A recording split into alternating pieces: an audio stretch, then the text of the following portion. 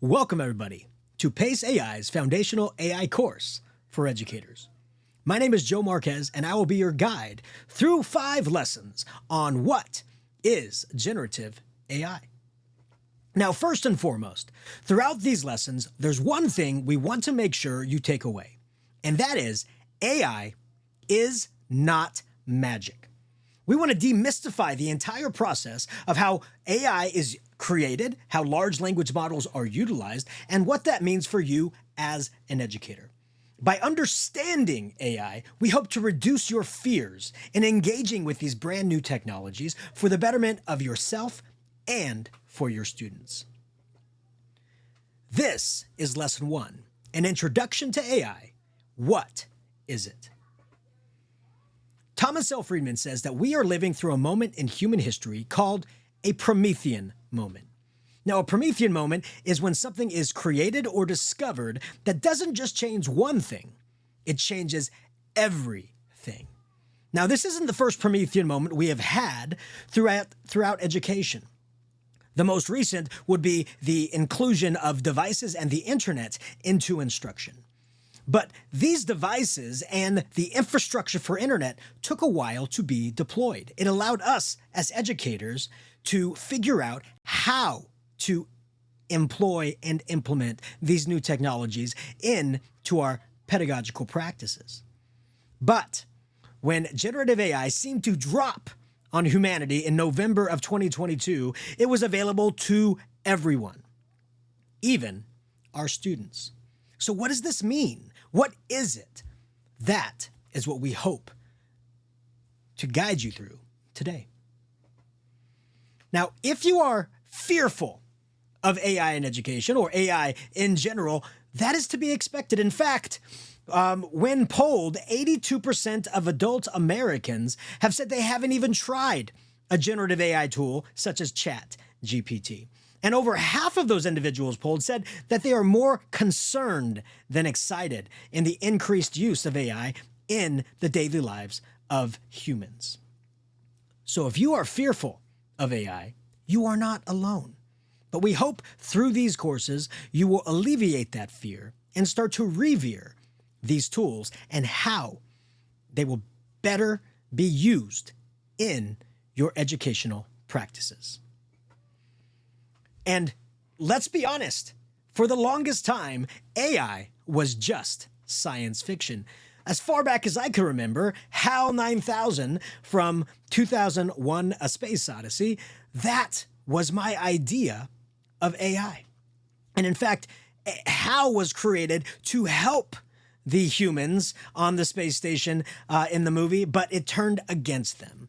That seems to be a common theme throughout our current popular culture. In fact, the T-800 from the Terminator was created to destroy humans. The Matrix Sentinel was created by AI to root out and destroy humans. And Ultron, created by the one and only Tony Stark, was created to help humans, but the way that it found out it should help them was by destroying them. That seems to be a common theme throughout movies and literature.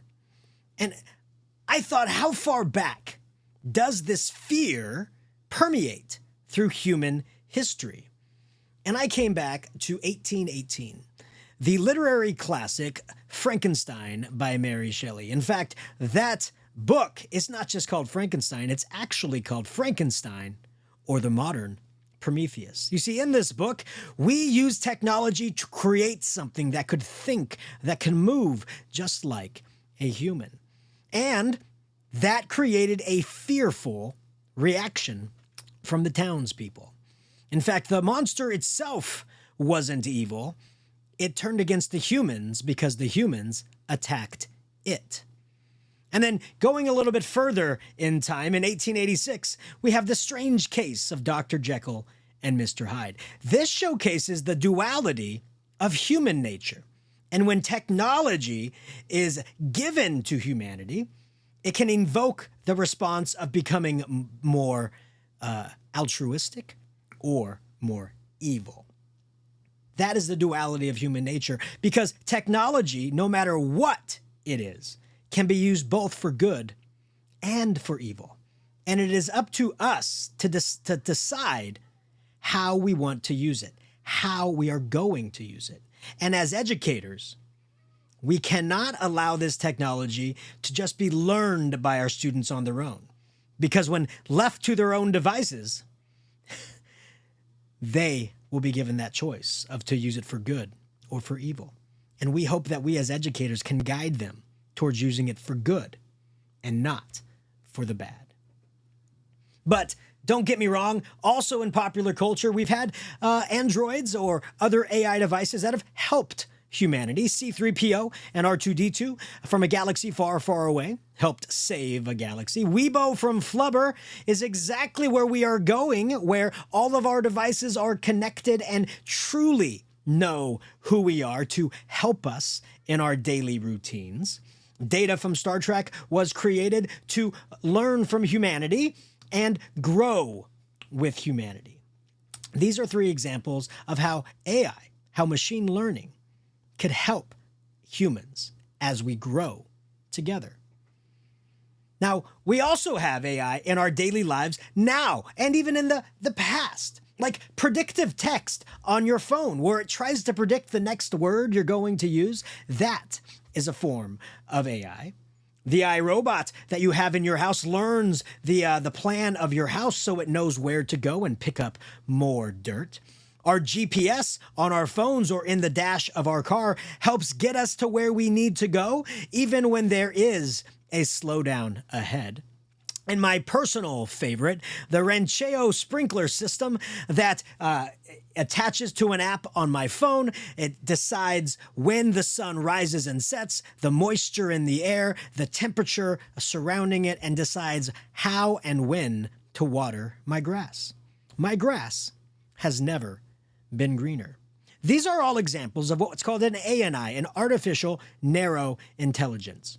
Artificial intelligence that has been programmed to do a specific task. What everybody is working towards is AGI, artificial general intelligence, an artificial machine learning device that can truly think like a human. We are not there yet in our growth. But AI is here. AI has been used for many years, especially one of the most famous forms of AI, when the AI beat the chess champion of the world decades before ChatGPT. Facebook, Apple, Amazon, Netflix, Google, they all use a form of artificial intelligence to bring us the information it believes we want to see. Netflix, for instance, takes the viewings that we like and using other people's viewings and what they like, it decides this is most likely what you will like as well. AI has always been around us. It is just now at the forefront.